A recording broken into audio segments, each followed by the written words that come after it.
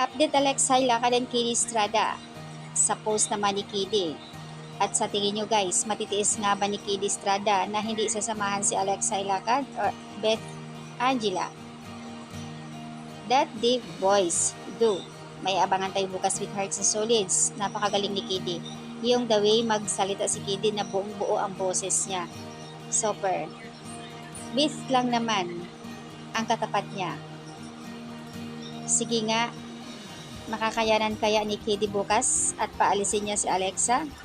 Na sinasabi niya makakaalis ka na dito at sinasabi naman ni Alexa na sasamahan siya. So, abangers bukas guys. Elon, hindi mo yan matitiis si Angela.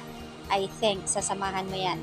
I'm sure, labag sa loob mo yan. Tanggalin si Lex sa scene na yan. Gaano kasakit, Elon? Ba't ang tagal mo kasi makamove on? Leading ka sa walkout that day. Kaya hindi ka makamove on kasi yung Twitter ginawa mong X. Anyari sa'yo, Elon? And Elon Musk. Baka naman maunahan ka pagka iba ang maghanap si Beth na kapartner, baka magsisisi ka. Wow, Beth ha, Elon, need ba ng cake? Sabihan mo lang. Gagawin ko ng cheesecake agad para makamove on. Kiddy, kahit ilang beses mo ako walkoutan, okay lang sa akin, haha. Love you so much mga Kitilex. So, ang nangyayari dito sa clip video na ito, may pagka-snub silang dalawa.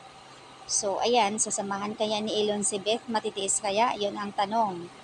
Ito ang pinakamasaya at ang pinakahintay kung aabangan na suplado ang dating ni Elon dito sa scene na ito. May comment dito, ang galing ni Kiddy mag-deliver ng emotion, yung daw siya magsalita. Yung boses talaga buong buo. OMG, nakaka-inlove yung boses ni Kiddy. Sabi mo, Elon, maikli lang ang buhay. Ano ba? Dapat naming iaalay para mapatawad mo si Beth. What if kung ayaw ni Kiddy? So, ayan guys, abangan na yan bukas.